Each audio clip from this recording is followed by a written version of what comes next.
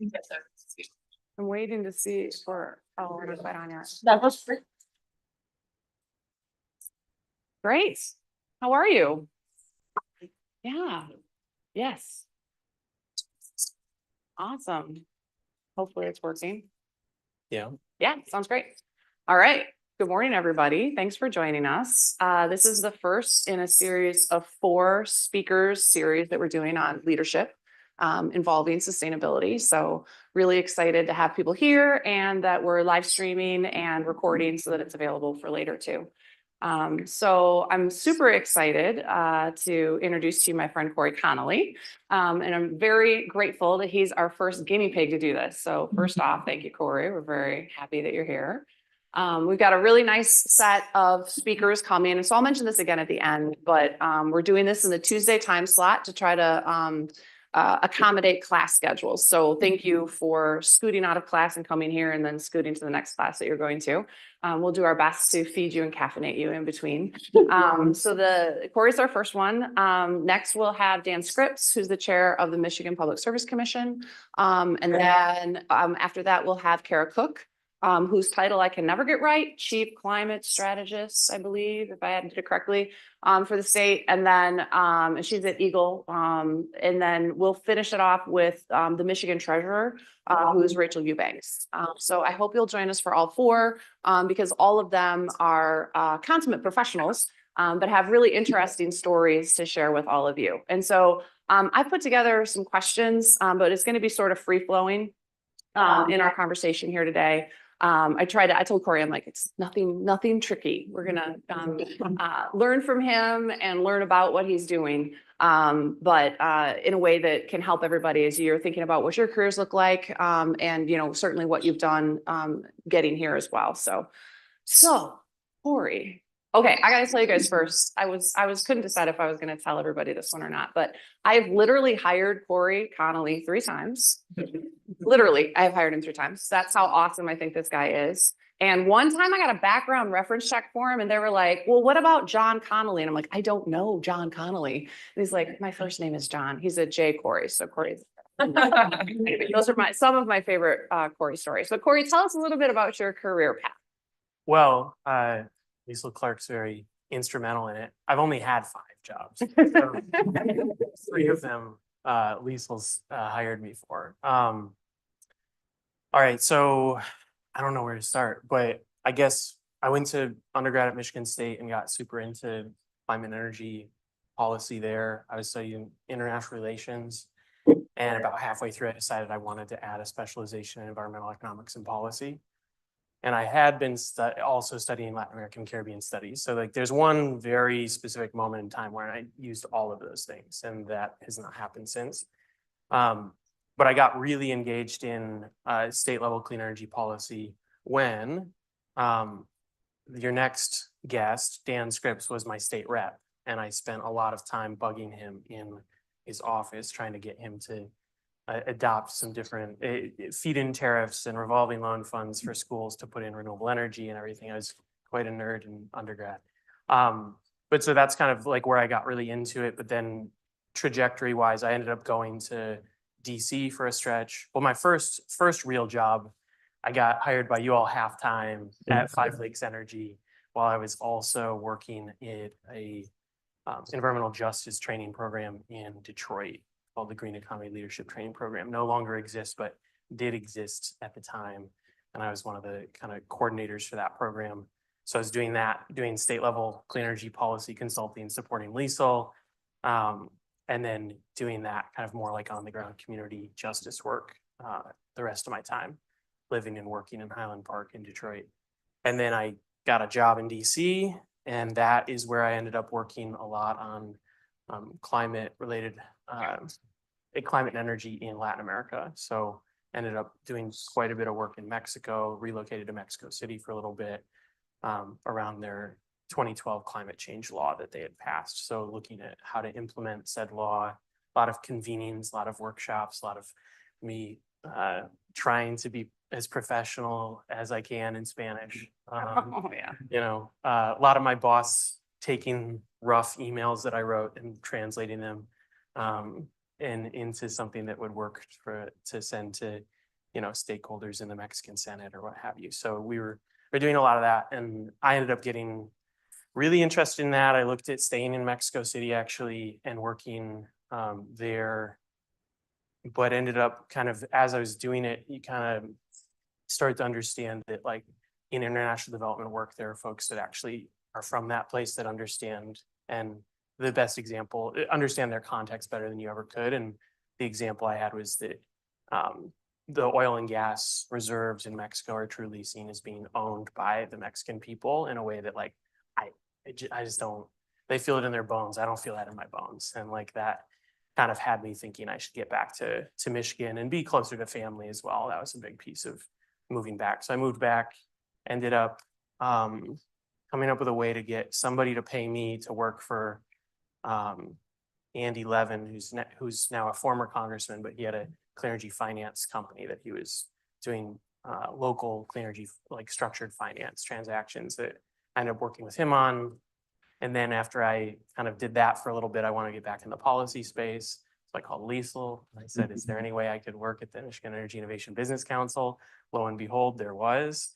So I worked at the Michigan Energy Innovation Business Council for a while, and that was, an opportunity to get to basically a survey in all of the clean energy business models and companies and everything, and got to do a lot of learning there. That was really fun. And then about 3 years ago, 3 years December, I took a job again with Liesl at the Michigan Department of Environment, Great Lakes and Energy to lead the Office of Climate and Energy. So there's lots of other things interspersed throughout there, a lot of like progressive politics on the side, a lot of leadership programs that are really instrumental to what I ended up doing in a lot of my professional experiences. But those are kind of the big ticket items, I guess.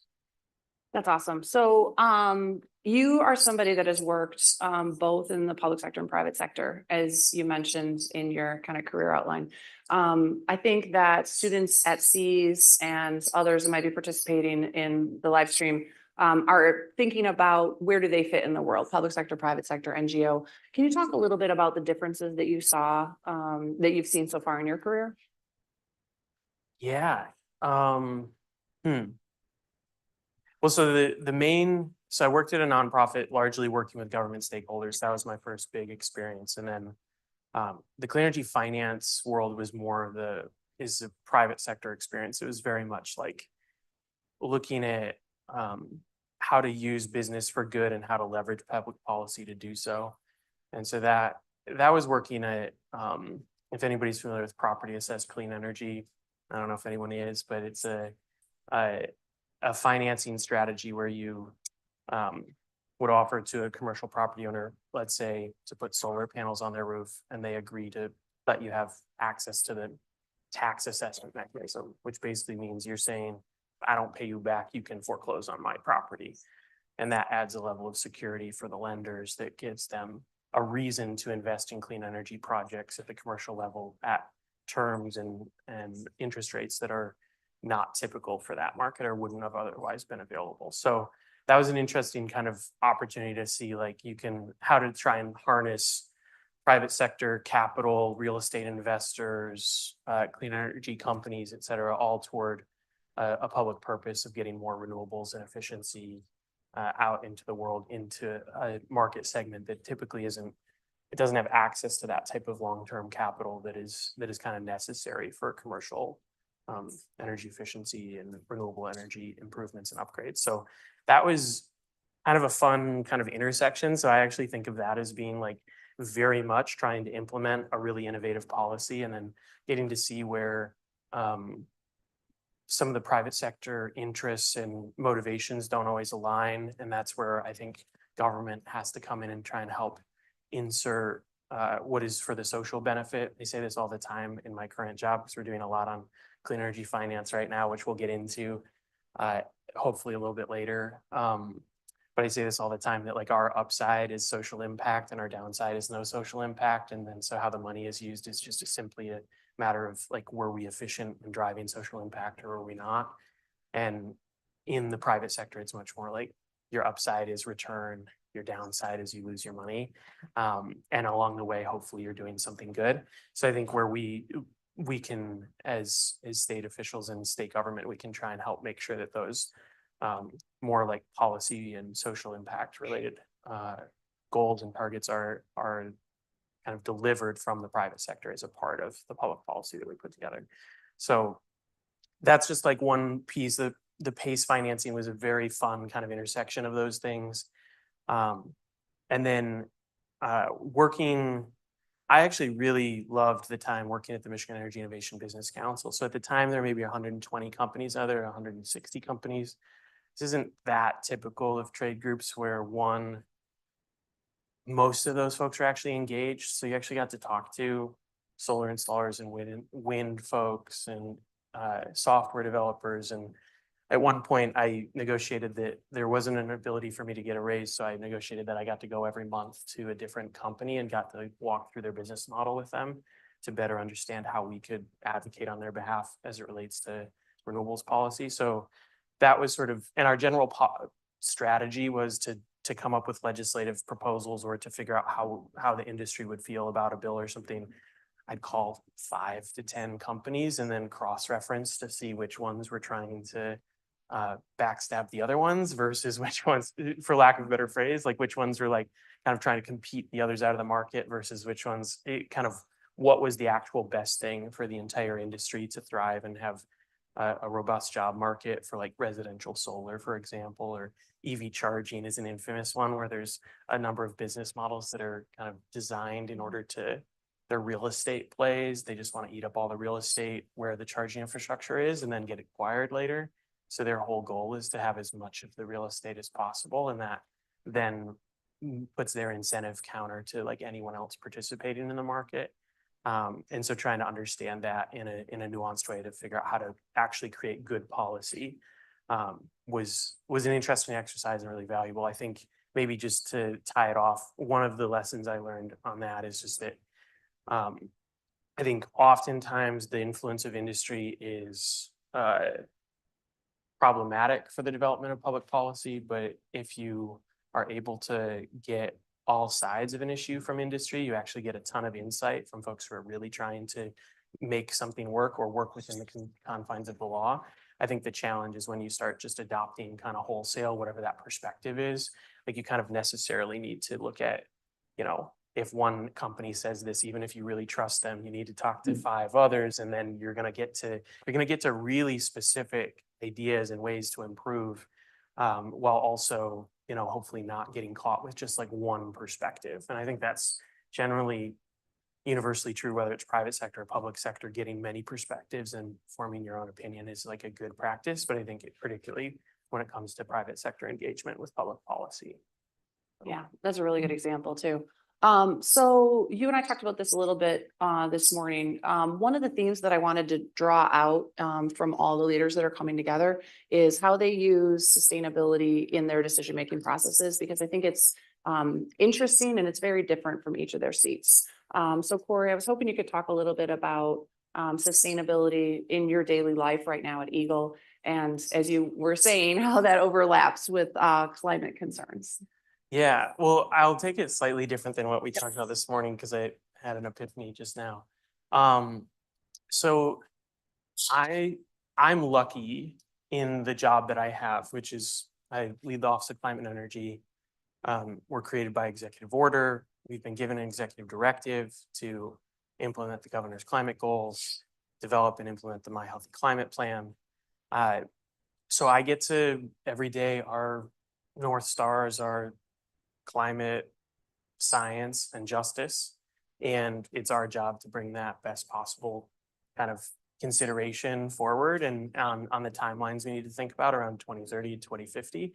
And it's sort of like we get to have fidelity to that objective and really figure out kind of what we I think of our role as like the specific office within a bunch of competing policy priorities across all of state government. We get to be kind of like the better angels as it relates to climate and such. So I think like we get to center science in a way that not everyone gets to. So I think that's one way that our sustainability kind of comes into play.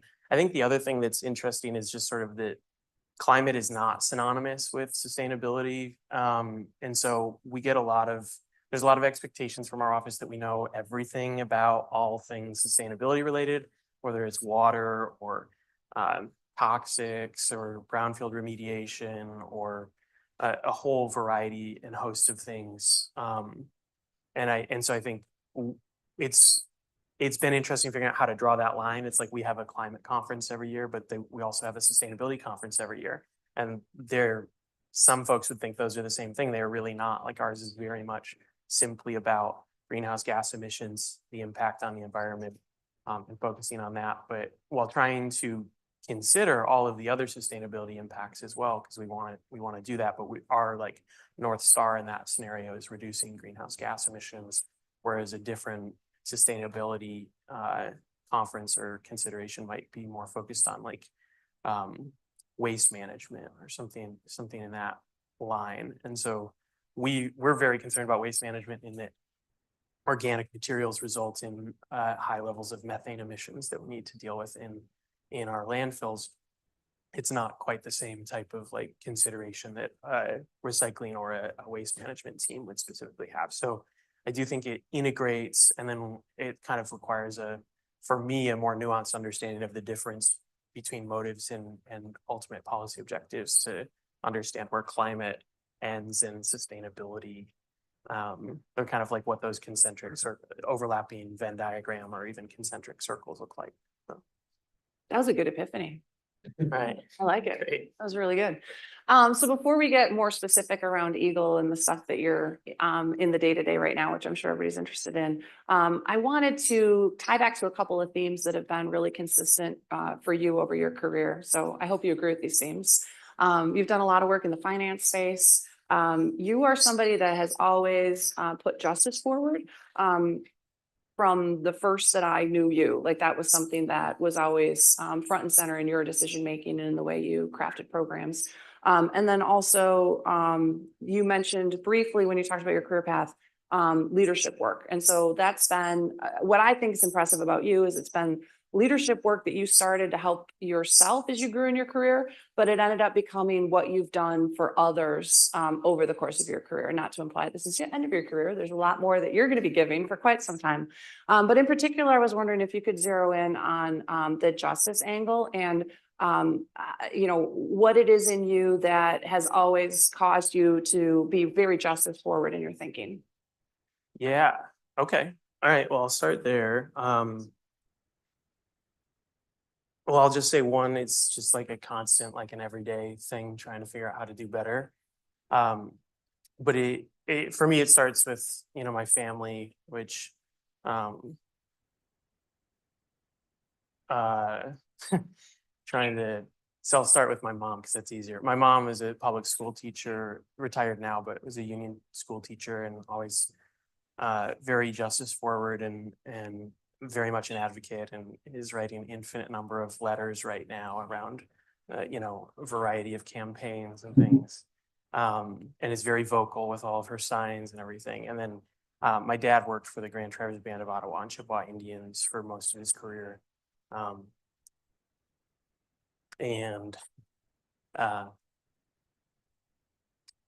Okay, sorry, that's just it's a sensitive moment for me on that. But that really helped instill in me a number of things. And I think maybe the thing that I got the most out of some of the examples from my family were sort of like showing up with some necessary and well-deserved humility as it relates to justice conversations, and really understanding, embracing that, like, as a white male working in that space and wanting to do well on it, like, I'm gonna make mistakes. The important thing is that my intention is to keep coming back and continuing to work with folks and minimize harm when I'm making mistakes, obviously, but understand that, like, the broader purpose is to do something that's beneficial for people and to address some of the justice considerations we're dealing with. And so you can't really expect folks to trust you or think that you can't read in a book all of the ways to say the right words. You just have to keep showing up for folks. And over time, folks start to, communities that you show up for will be forgiving of dumb mistakes if coming with with good intentions, as long as you continue to learn, grow, and show up. So that's sort of like broader philosophy. But my dad worked for the Grand Traverse Band for most of his career, and that was sort of what I observed of his. He didn't necessarily always impart his wisdom in like, in specific like phrases or something, but I sort of observed the kind of like, you just keep showing up and demonstrating that you care and that you have shared values. You can't tell people that. So I think that's one thing, and I think that's a important part of it.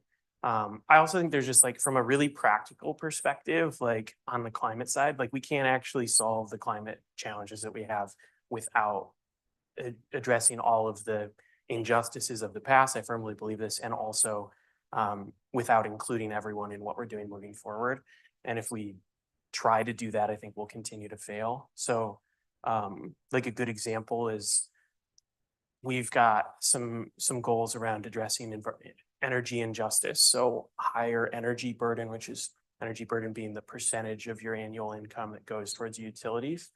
We've got some targets around that, and some folks would think, okay, well, that's a separate goal than dealing with climate. But the folks with the highest energy insecurity are also the ones that are being deferred out of weatherization assistance programs. So the ones with the least efficient homes, like it's actually very clearly like where we need to put resources in order to both do the thing that's right on a justice scale, but also to do the thing that is necessary from a climate and science perspective. So I generally think that they're intertwined, and I'm lucky to get to work on a regular basis with Regina Strong on our team, who's leads the Office of Environmental Justice Public Advocate.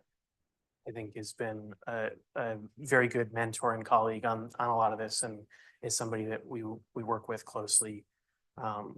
And Katie Lambeth on our team, who works with all of the tribes that are located in Michigan. Yeah, it's a really incredible group at EGLE. So before we turn to EGLE, I was curious if you have anything that you would like to tell yourself when you were in college. Oh man. Well, I didn't do graduate school, so assuming undergrad.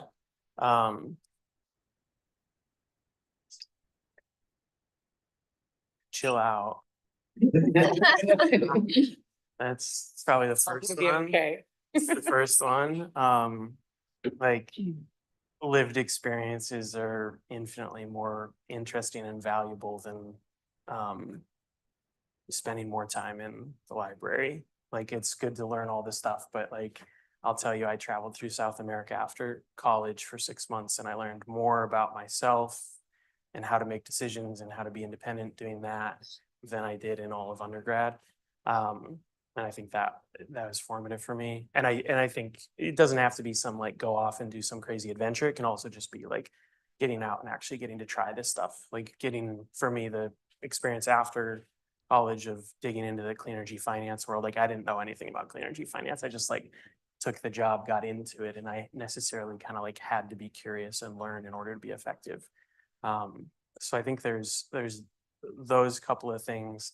I think the other thing I'd say is that like leadership isn't something that like is just given to people. Like I think you sort of, and it also isn't some like big daunting thing in my mind. Like a trick to being a leader on something is like if you're excited about something, like convene people on it, pull them together, do a thing, and pretty quickly that starts to build. I think that's a bit of like what I realized with these leadership programs. I did a ton of leadership programs. I find those to be immensely valuable. You get to meet really interesting people.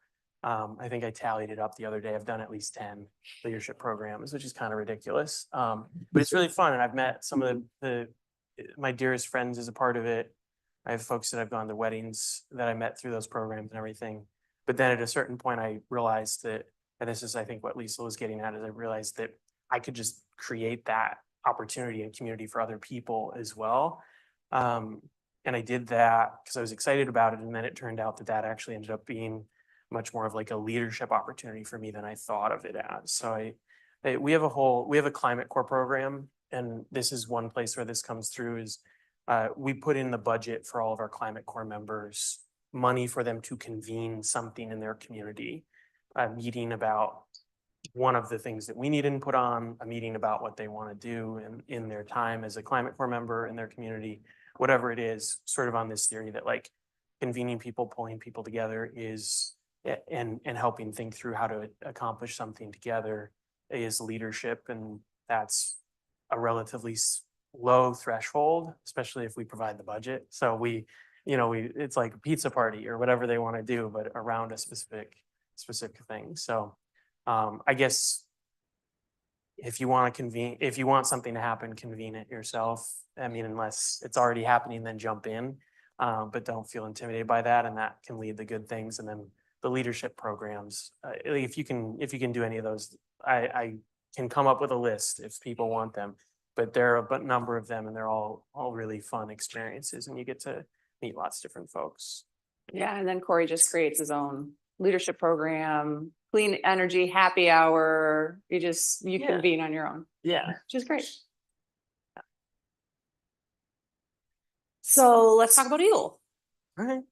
That was a quick in your career synopsis, and then I was at EGLE. So you've been at EGLE for Great. 3 years. You're doing some really incredible work. You came in as a climate plan was being crafted, and then you really picked up the ball to turn that into a document that had kind of the same principles that we anticipated it would, but you turned it into something that was much more forward facing than I think the first version was.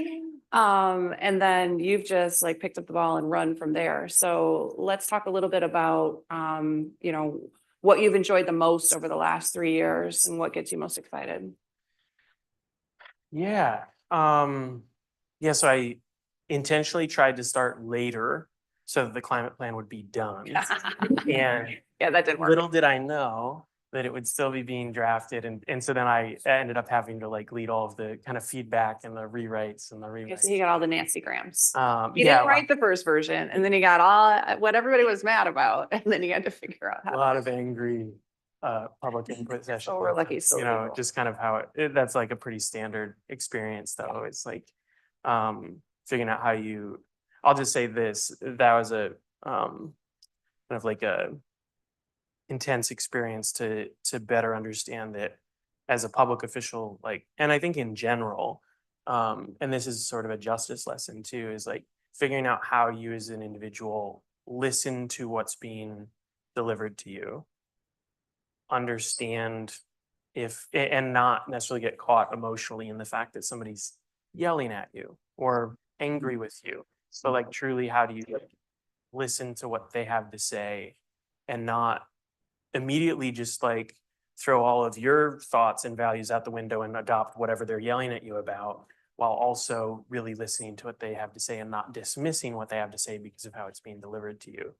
I think that's critically important when it comes to justice, because I think it's disproportionately reasonable for a lot of folks to just be yelling at you in those situations. So I think figuring out how you kind of do that. And I don't think it's an easy thing to do, because it's not easy to, you kind of have to take it personal in some way to then drive action, but you also need to not take it personal in a way that like is going to shut you down to the input or like make you want to quit your job, which I think those are different challenges. Those are quite, serious challenges, I think, for a lot of public officials. So, right. So we put out the climate plan, and I think this is a theme in my life, is sometimes I like take things a little bit too far or too seriously. I think like not that state puts out lots of plans.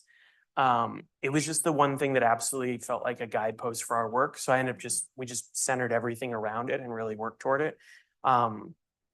And I remember at the time being like, I just want to be done with this plan so we can get to work, like the planet's on fire, let's go. And then it turns out that once we put the plan out, it ended up being really useful. Like it ended up being a thing that a lot of people picked up and were excited to see. And it helped drive policy conversations that hadn't happened yet, and a variety of things that, a lot of the plans that at least the general sense is plans sit on a shelf. But luckily, I think we've found a way to kind of animate this one and get it moving. And that's been the bulk of what my job has been. And I think I said something stupid to you. I think when you offered me the job, I think I said something to the effect of like, no budget, no staff, that's where I live, that's fine. I'll figure it out. And so at the time we had like no official state of Michigan staff other than me. I had a half-time consultant and two. You weren't classified. Yeah, I'm still unclassified. You weren't even, yeah. And then two seconded positions, which are just folks embedded in my office paid through grants. And we're growing and everything. So we now have, depending on how you count it, we have 12 people with 4 positions that we still need to post for, and then another maybe 5 half-time people in some manner, plus an ever-growing group of consultants that work with us in some capacity. So I get my team a book every year for the holidays as like a, kind of a team gift. And this year, if I did it the way I've been doing it in years past, I would have to get 50 books, which I don't think I'm going to be able to do. So I'll just say that the growing of the team has been pretty central to what we're doing. So we kind of started with like, we need to figure out what the policy agenda is. What is the framework based on science and justice? And the plan is a part of that. Deepening that work and research continues to be part of it. Getting an updated greenhouse gas inventory, and then leaning in on capacity building, bringing in resources, things like that. We've gone and we've built our team out. We've also developed out different programs that have networks of folks out in different stakeholder groups. So groups of local governments that we meet with regularly, the 12 federally recognized tribes that are located here in Michigan, we meet with on a monthly basis. That meeting's literally happening right now with my team, talking to them about our shared climate priorities. We have our Climate Core program that we launched, and a variety of others, but really capacity building, bringing in resources, getting folks coordinated around those priorities that we set. And then we've started moving toward what are some of those really specific initiatives that we need to pursue. And so in addition to those team members and the networks and everything, in terms of the, no staff, no budget, we now have about $300 million under our purview between federal grants that we've raised and things of that nature. And a lot of those are around really specific targeted initiatives, with the number one thing that we've prioritized in the office being, how do we accelerate the deployment of renewable energy? Pretty simple thesis here, which is we need to clean the electric grid, and then we need to electrify everything we can. Those are kind of pretty straightforward first steps when it comes to climate action and mitigating climate change. So to do that, we need to accelerate renewables deployment. To do that, yes, policy is a piece of it. We need workforce, we need funding, we need materials. But what we basically came down on is like the number one biggest challenge is siting renewables, and that's across greenfields, brownfields, rooftops, anywhere and everywhere. So the two kind of flagship programs that our offices help spearhead, and we won't end up running these long term, but we're helping planning them and coordinating them. And we raise the money to do it because they're priorities in the climate plan. One is a climate pollution reduction grant, $129 million to help with the siting of renewables across Michigan, setting up a siting incentive program, expanding on work that we were already doing in the state. Siting on brownfields is a part of that. A statewide strategic plan on how to site renewables is part of that. We work very closely with Dr. Mills. If anybody's familiar with Sarah's work, we work very closely with her. And then the other one is we have a $156 million Solar for All program that is focused on the community and residential side of the equation as it relates to renewables. So those are like the key targeted initiatives that we're working on.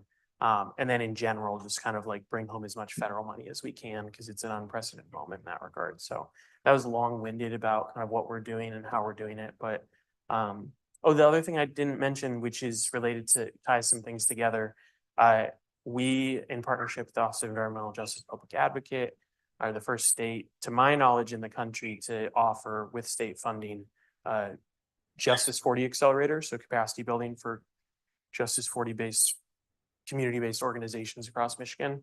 We're literally picking 25 organizations right now to get additional support and capacity to pursue federal money, but also to help us spend the federal money that we got, like through our Solar for All program. And that goes toward that kind of like capacity building, network building, gathering resources, and then trying to figure out how we're kind of moving to a point where we're trying to like pivot. I guess the last thing that I didn't mention in there, I've been working through a lot of this because we have people onboarding right now. So I'm trying to articulate what we do. in different buckets. But one of them is sort of a theory that we borrowed from Trevor Paul used to be the chief mobility officer for the state of Michigan. And it's sort of a like policy oftentimes follows narrative. I never really believed that until I got in this job, but so we do some things that are meant to like mobilize as many people and like uplift climate as a major both like priority, but also an opportunity from a perspective of like attention and excitement and things of that nature. So we have a few flagship initiatives on that. One is we have a My Healthy Climate conference every year that is first year was 600 people. That was the biggest that our department had ever done. Last year was 900 people. That was then the biggest that the department's ever done. We're doing it again in April in Detroit. Hopefully it'll be even bigger. But that's kind of pulling everyone together, and it's part pep rally, part like figure out how we all work together. And it brings state officials from across state government to articulate kind of what they're doing on climate. And as a result of that request, folks start really figuring out what they're doing on climate, which is great. We have the My Healthy Climate Corps, which is similarly around that, bringing organizing principles to state government and to getting support out into communities through that. And that's kind of like this mobilization, kind of like catalytic effort to build like a compelling narrative and get that out into the world. And then the other one, which is on the horizon, we'll have a relatively large grant challenge coming up that I can't talk more about because we're still figuring out all the details, but that should be rolling out sometime soon. So that's kind of the other bucket of things, is like the sort of My Healthy Climate Corps branded things are all sort of like mobilization, like get people excited, much more public facing, like narrative based things. Yeah, to create hope. Yep. Make sure we have momentum. All right, well, I think we should take some questions, but before we do that, I am going to give you my famous lightning round, because anytime I do panels or interview somebody, I like to do a lightning round. So, favorite place in Michigan? Go. Pyramid Point. Ooh, good If one. folks are familiar, it's Sleeping Bear Dunes. Best hike if you ever do it. It's very short hike. If you're up there though, go back down the backside and there's like a beautiful kind of like sand dune wind carved out bowl kind of situation that is a different type of view, but is really cool, and it makes the hike longer. First job. First. Well, as a dishwasher at the Yes. happy hour Okay. down the street from my house, but that lasted very briefly. So the real one that I spent a lot of time on as a dock hand growing up, In working Northport? in Northport at the harbor, which was delightful. There's a version of retirement for me that is like half-time harbor master in a random town, and then in the winter you just don't do anything. Like that. Something that you've read or podcast that you've listened to lately that you want to share with everybody? Something I've read. Reading a few books. My mom and I have a book club, and we're picking terrible books, so I can't really. It's really bad so far, and we both agree that they're bad, luckily. So we're on the same page there. I guess something I listened to. I was listening to this weekend, the Happiness Lab. If anybody knows it, it's the doctor out of Yale that had the course on what it means to be happy or whatever. They had one that was about kind of like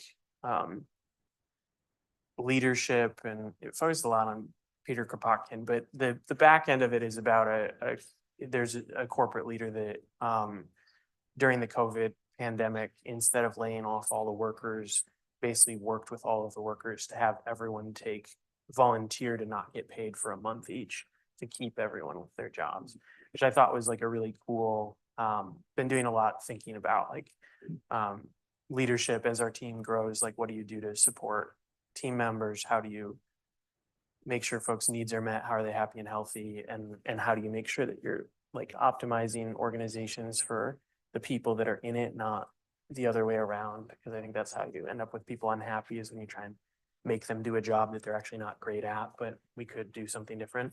So anyway, the Happiness Lab generally has been fun for me lately and is a cool one, but that particular episode was fun and I think an interesting one. Let's say building places for people to work where they're happy and healthy can be really tricky in bureaucracies like certainly the state, certainly government, but also like large companies and large organizations. It can be really tricky to do that kind of stuff. Okay, what never fails to make you laugh?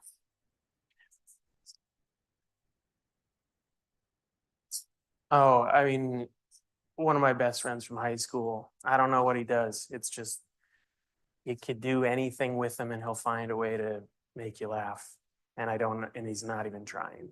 I don't think that that's necessarily I don't think that's a resource for everyone. For me, a guy named Alex Voigt, just talk to him for 5 minutes and you'll start laughing. If you have the same sense of humor.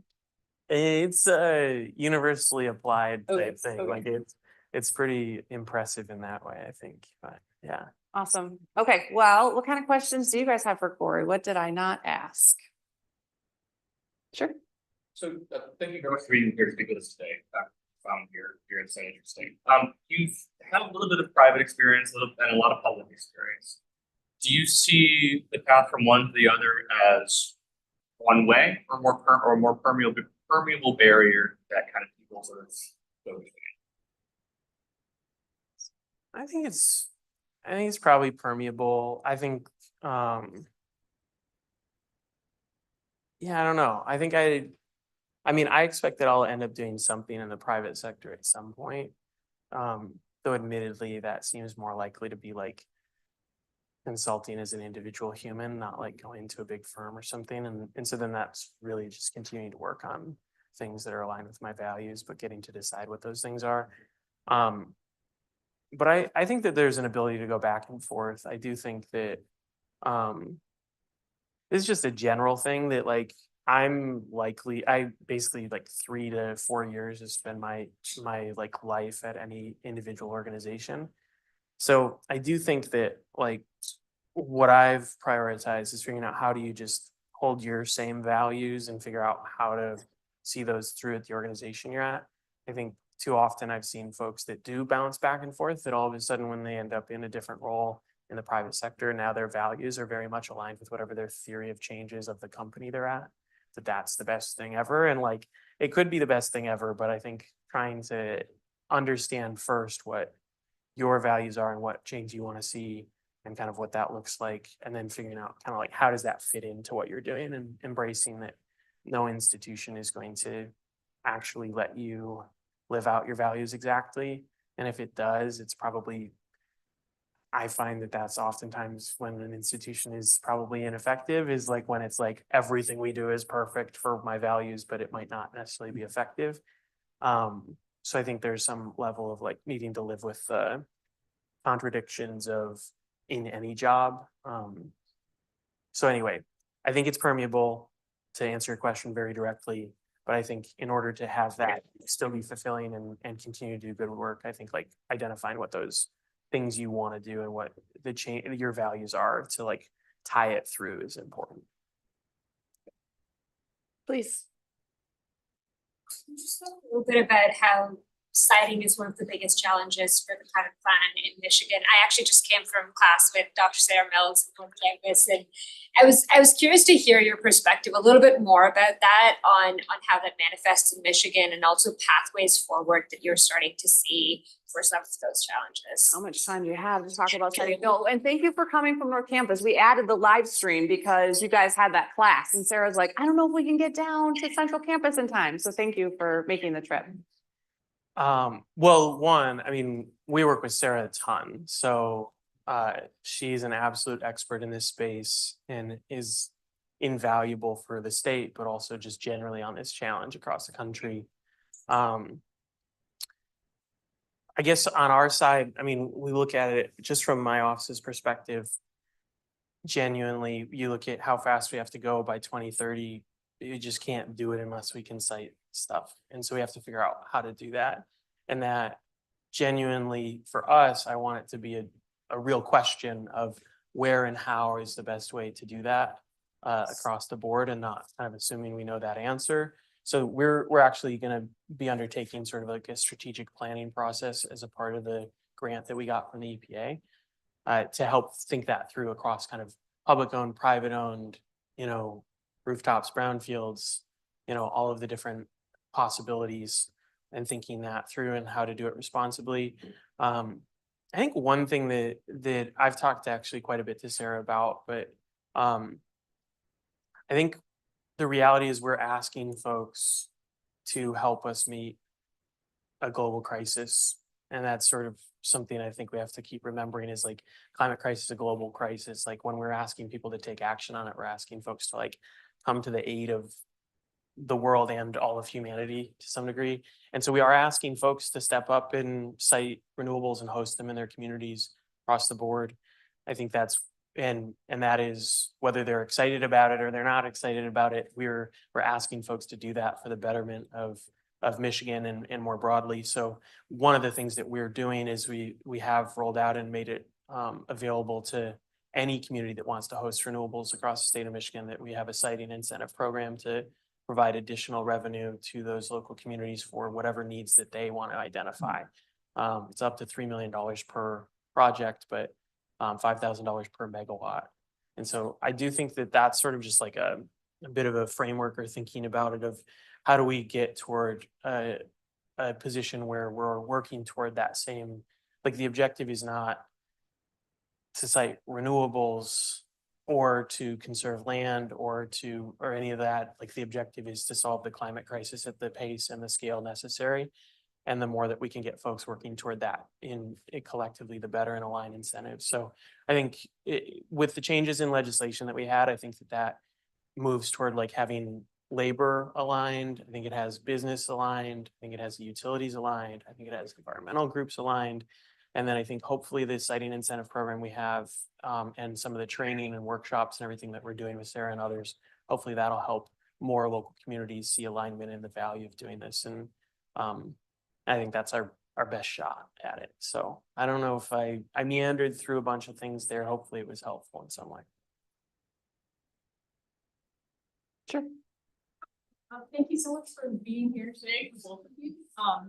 I was wondering if, or you could talk a little bit about, sort of your office's relationship with utilities and the Michigan Public Service Commission, because I would imagine, utilities and the commission are very important in, sort of accelerating the clean energy transition in the state. And so I was just wondering if you could talk a little bit more about your relationships with both of those sort of entities. Yeah. So very formally, we provide some commentary on as a part of various processes from EGLE, from our department, as required by law at the commission. Otherwise, we coordinate on a pretty regular basis.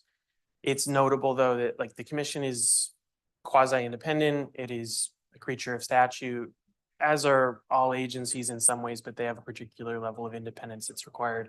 So they're very much, it's really important what our legislation is in that regard to be able to give them the tools and ability to act on climate. So I think that's one of the big things you saw in the legislative package that really helped codify a lot of the climate plan goals. And that's one of the reasons why you want to make sure that the science is built into our policy process so that what we're kind of implementing through a regulatory body like the commission can actually consider those things. So I think that's one of the ways that's indirect, but it's sort of like trying to figure out how we set a policy agenda and a framework that then gives the tools and resources to the commission. We also will just work, they're the technical experts on all this stuff. So we have to talk to them all the time about, how do we roll out programs? What's the best way? Like we're working on our Solar for All program design right now. What are we going to do in terms of interconnection? What are all of the different challenges there? There's quite a bit there when thinking about that. So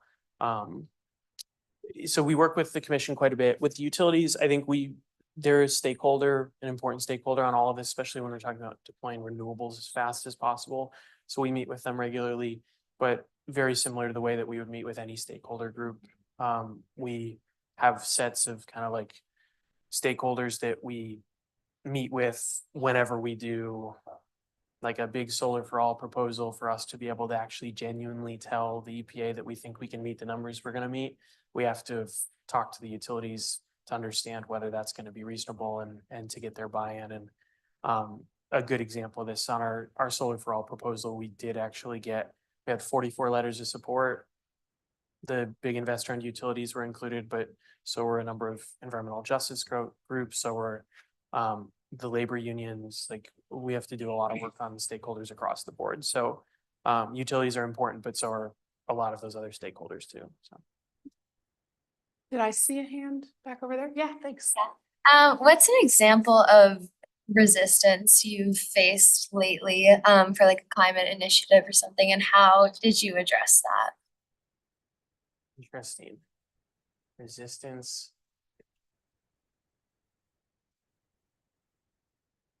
Or something you see most common?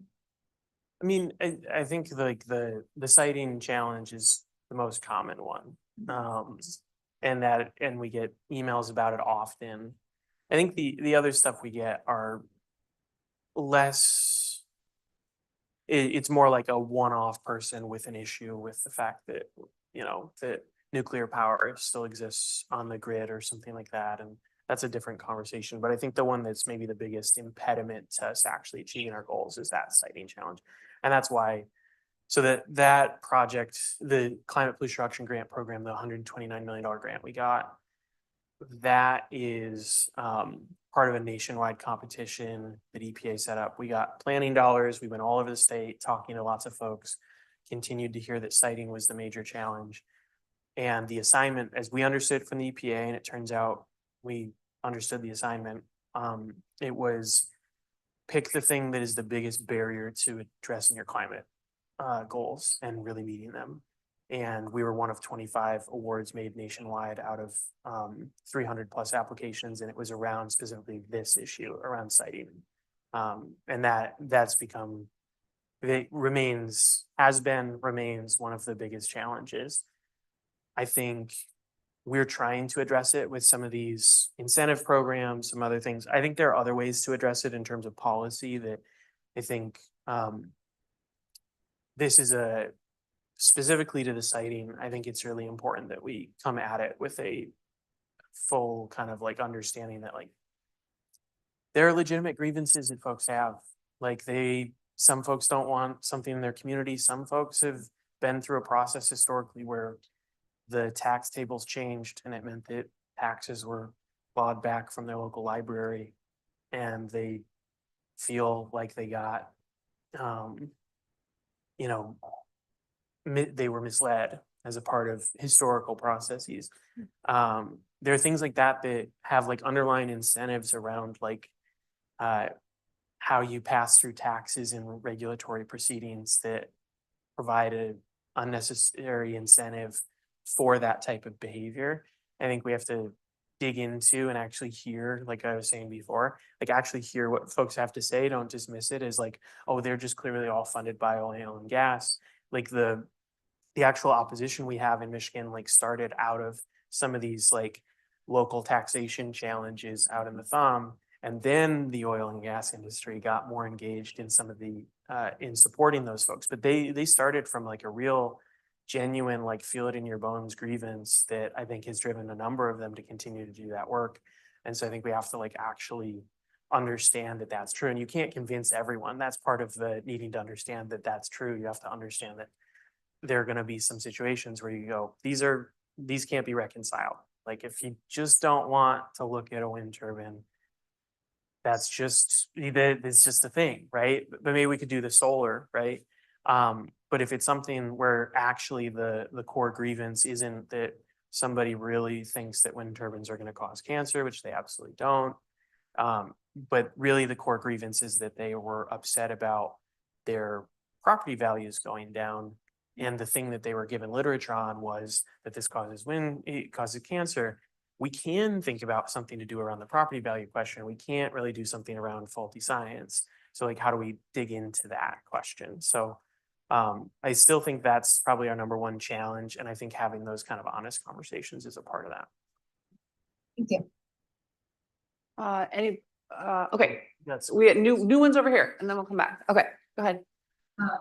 So you mentioned you had the unlucky or lucky condition to be in office as the climate action plan was still developing, but then you had success or you had the opportunity to successfully like implement it for the community. So I was curious, what were two like strategies that you had that the office implemented to mobilize the community to like really understand what the climate plan was about, whether it was public or like nonprofit partners, community partners, to kind of grasp what it was you were doing and then move forward to be able to implement those changes. Yeah. Well, I guess I'll comment on a couple of things and hopefully I'll bump into an answer here. One is we do, and I actually really love this practice. If you can figure out, it's a little bit of like, I feel like a lot of receiving public input is just like, finding your own way of being Zen or something to like actually hear and receive it. But we do quite a few like public listening sessions as a part of planning things and also rolling things out. And I think that was important for us to hear all of those things and then try and reflect them in the drafting, updating. So I think the ability to have folks see a first draft, have a chance to tell us how much they hated parts of it, and then to, recognize that like we couldn't change everything, like there are actual like many sides to an issue, but where we could make adjustments, we did try to make adjustments based on a lot of the overwhelming feedback we got on different issues.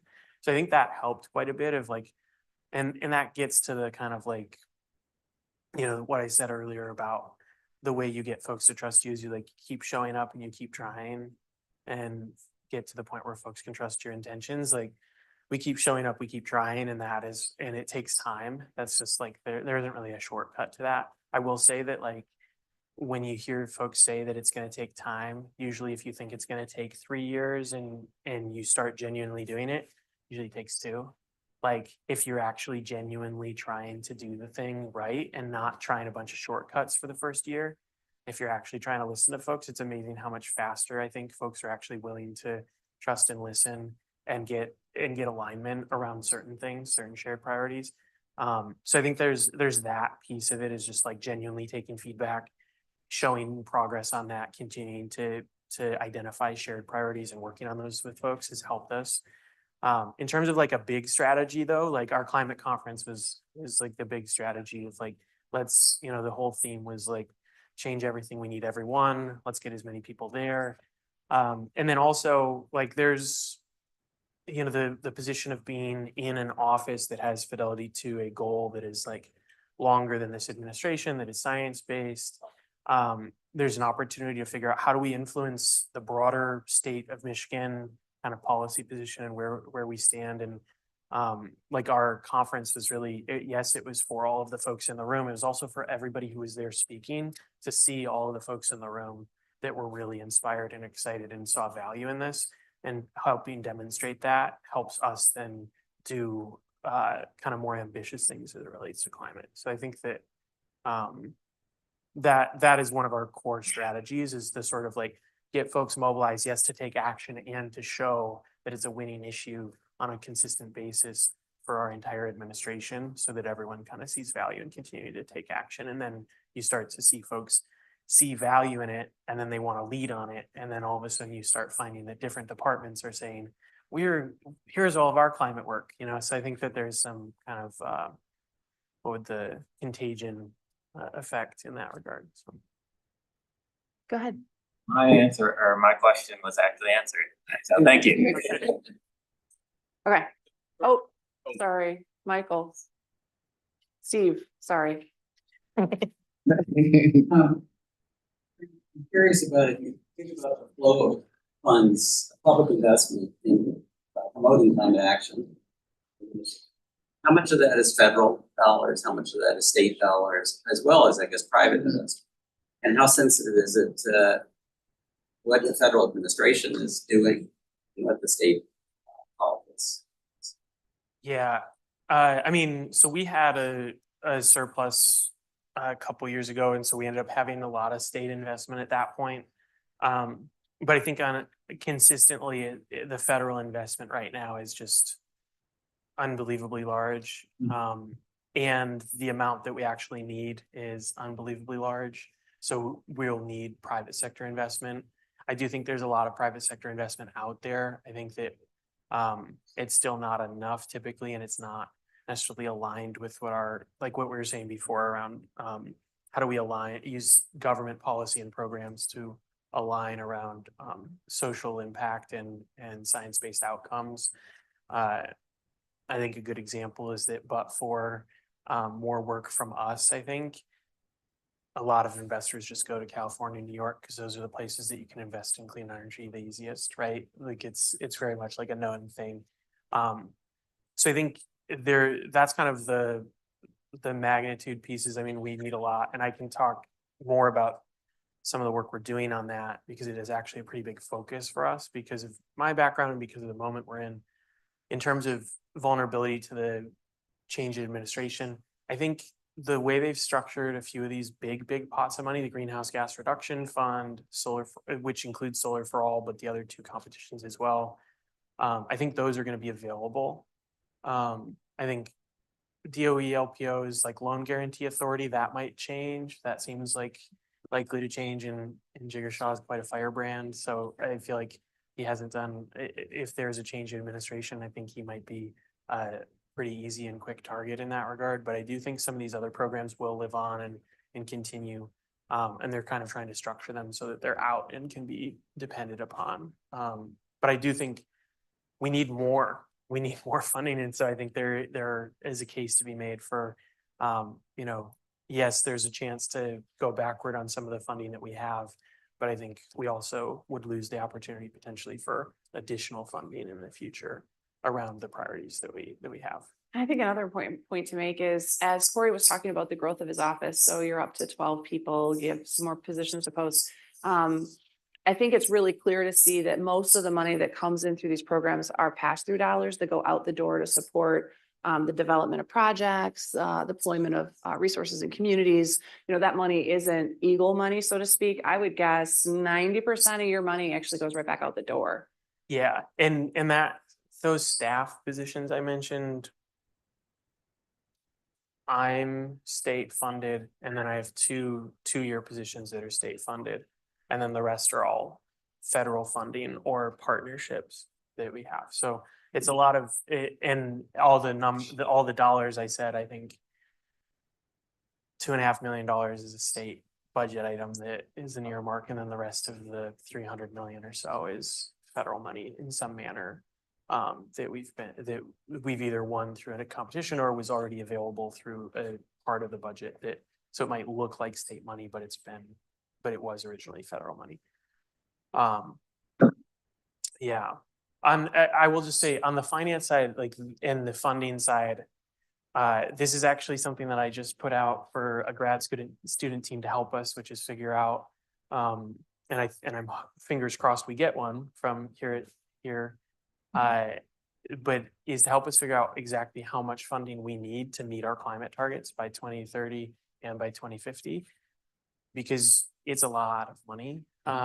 It's a lot of money. Like I think just to do, I got an estimate from somebody the other day that before tax credits and before incentives, just to do the buildings we need to do by 2030, it's somewhere in the $40 to $50 billion that is necessary. And then you take in the tax credits, that cuts down 30% on a lot of that. Like there are ways to whittle that down, but we're seeing the Greenhouse Gas Reduction Fund is therefore one of our major priorities, is thinking about how do we bring that capital to Michigan, which for folks that aren't aware, $27 billion, $7 billion went to Solar for All. We are the Solar for All recipient in the state of Michigan, along with a couple of localities that got grants.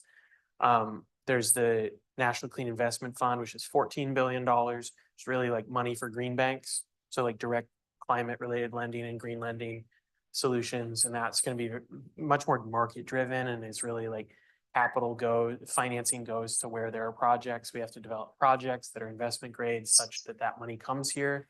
And that's very much a competitive pool in that way to me. And then there's the CCI, the Clean Communities Investment Accelerator, which is $6 billion.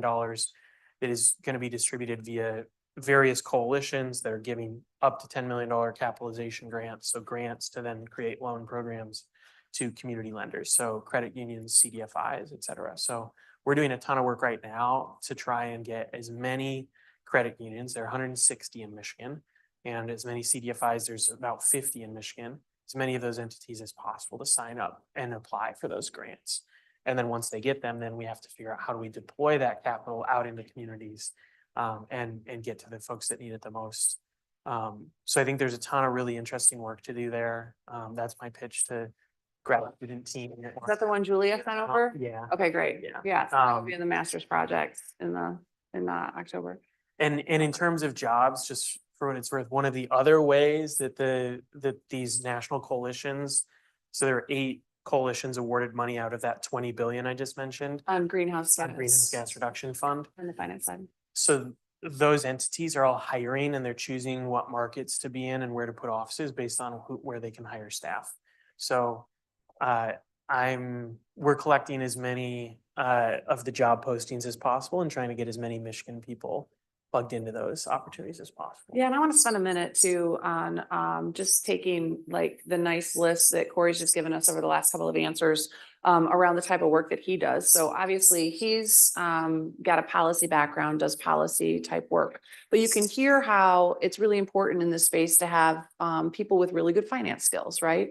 We know that it's really important to have people that have program management skills. So there's a lot of different skill sets where you need to have your foot in one world, but also be able to understand climate sustainability implications in other places. And you can tell, like in the terms of what you all are looking for right now to support GGRF, for example, having people with really good finance chops is really important. And it might be more important to have good finance chops and a foot in the sustainability world, as opposed to being solidly in the sustainability world and like, you know, touching on finance. So this is one of the reasons why, I mean, I think SEAS is such a great program because of the interdisciplinary nature of what you're learning. But I think hopefully you can also see in what he's talking about and the types of positions that they're looking for, and they're seeing kind of satellite to what they're doing. Hopefully you can see yourself reflected, your interest reflected in those types of jobs. So. Yeah, I'll just say we've been doing a lot of hiring, and I'll tell you, like, the things that we prioritize are culture, ability to learn, and like kind of like an intangible kind of like, do you have a track record of finding a way to get something done and across the finish line? Like that, those two things. I just hired a bunch of people that focus on adaptation in their substantive experiences, but they have a track record of learning and demonstrated a cultural fit and seem to be able to figure out how to get things done. And those things are more important to me than like somebody who's got the exact, you know, clean energy finance background or something like that. I do think that's one of the things that the clean energy finance, like getting into the nitty gritty of a transaction where you have to like get all the way down to where somebody signs 150 pages worth of loan documents or whatever, like that helped me understand what it means to like get something across the finish line. So I do value that, but that doesn't need to come in a finance transaction kind of perspective, I think.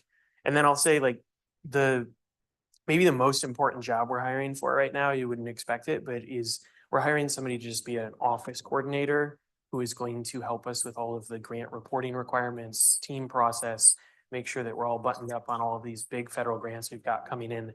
And that's a skill set that is like, I could hire 10 substantive people and then try and make somebody do this stuff. Or I could hire somebody who cares about climate, and the way that they're going to do the climate work is they're going to make us operate really, really well. That is, I think that's just sort of like gets to the, a friend of mine, Darren Riley, you know, Darren, he said this to me the other day, because he leads a team. He said that sometimes we focus on, you know, molding people to institutions rather than molding institutions to people. And that if you're building a good team, it's like, okay, well, if this person's not great at writing and doing research, but this person is, why don't we have the person who's great at writing research do the research, and this person who's not great at research and writing, but that was the job they were hired for. It turns out they're awesome at stakeholder management, connecting dots with different groups. Let's like create their role that way. And then our theory of change changes a little bit, but it's better for it. So I think that's sort of, that was a long-winded way of getting at just kind of like some of the hiring stuff. And I say that because we've been hiring a ton. We've got 4 or 5 positions coming out. There are 6 or 7 being hired right now at the Public Service Commission, the new siting unit. There's 10 to 15 being hired right now for the home energy rebate program. We'll have a couple for our solar for all program at some point.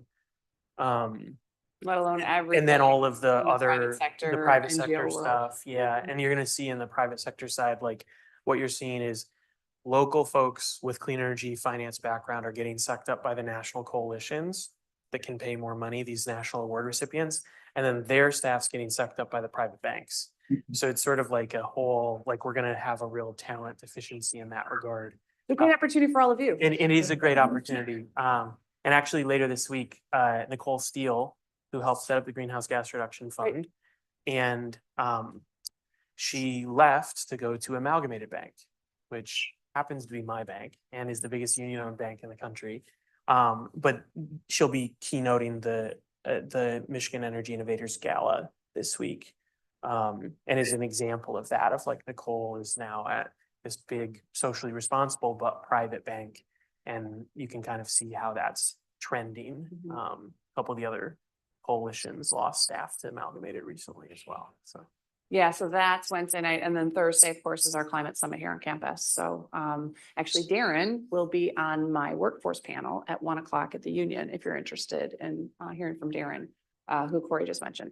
Okay, this has been fabulous. I'm gonna let us do some sidebar conversations with additional questions. Thank you so much for your attention. Thank you for everybody who watched online and who watches it later. And anyone who's in the room, please pocket those bagels, because that's all that's gonna happen with those. So that should be your lunch.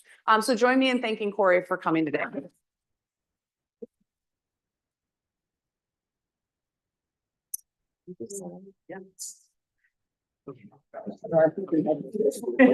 Seriously, yeah, I'm kidding. Yeah.